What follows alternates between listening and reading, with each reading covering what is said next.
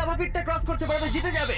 এবার শুরু করো, তোমাদের হাতে 60 সেকেন্ড সময় আছে। ঠিক আছে, এই তো হয়ে মিড গেছে। বেবি কিন্তু নিতে ভুলো না। জিততে গেলে এখান থেকে তিনটেকেই ওদিকে নিয়ে যেতে হবে। গার্ল যাও যাও যাও।